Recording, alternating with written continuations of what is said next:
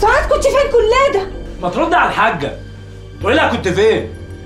اشتغلوني اكتر، اشتغلوني، فهموني انكم ما تعرفوش. ما نعرفش ايه يا اخوي؟ هو في ايه؟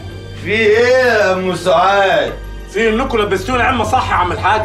الوسطوها وعملت شويتين بتوعكم لحد ما جبتوا رجلي في جوازه طلعتوا منها بالقرشينات. ما تلم لسانك يا اخينا انت. اقف مع ابوك واتكلم عادل. لموا انتوا نفسكم شويه بقى، ولموا بنتكم بدل ما ترموا بالكم على الناس المحترمه. الكلام ده بقى تقول لروحك مش ليهم. سيبهم بقى يا اخي في اللي هم فيه. مش كفايه متكومين في اوضه واحده فوق بعضيهم وبيتداروا من بلاوي الدنيا اللي مستنياهم. انا كنت عايشه عمري كله وسطيهم وراضيه باللي انا فيه، ويوم ما خرجت ونزلت اشتغلت عندك اول كلمه حلوه سمعتها وقلت خلاص هرتاح من الهم والقرف اللي انا فيه وهو ده اللي راكد. ويوم ما حبيت تاخد اللي نفسك فيه سبت لك روحي وقلت ده اللي راكد. لكن انت بعتني رخيص قوي، بس انت بعت نفسك ارخص بكتير. انت لا راجل ولا حتى تستحق تبقى ضله. اخرسي!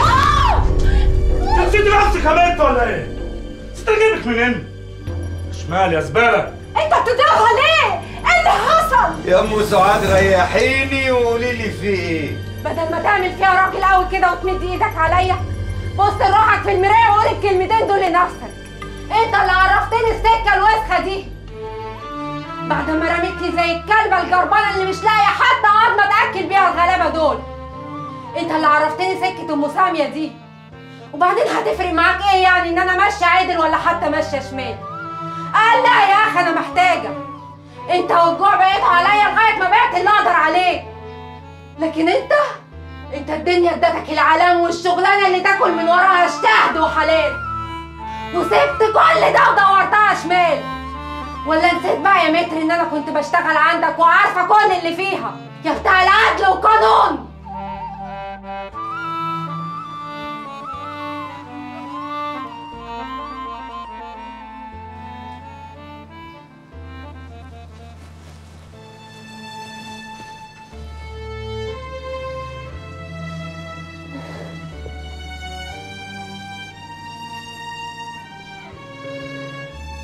انت مستغرب ليه كل ده؟ دي نتيجة طبيعية جدا لأي حد بيتعاطى العقاقير دي. بس أنا عايزاك تبقى عارف حاجة كويس قوي. اللي بيدمنوا الترامادول دول كلهم في كفة، واللي بيدمنوا نوعية المخدرات التانية في كفة تانية خالص. بس في النهاية كله بيتساوى في قتل النفس. وهو في كفة لوحده بقى عشان كيمياء؟ مش بس علشان كده، عشان عامل زي الوبا بيخش كل البيوت. شايف سواقين التكاسي والأتوبيسات اللي إيديهم ما بتتشالش من على الكلاكسات؟ وشايف العيال واقفه على طول في الشوارع بتتخانق؟ هو ده الترامادول. بيني وبينك الولد خايف يجرب يبطل فيروح للهيروين. ده اعتقاد خطأ جدا. ده لأن الترامادول أسهل إن هو ممكن يخرج من الجسم، خصوصا إن هو مش زي المخدرات التانية ولا زي العادات المميتة اللي في حياتنا، السجاير والشيشة والعادات السلبية اللي بقت على طول حوالينا.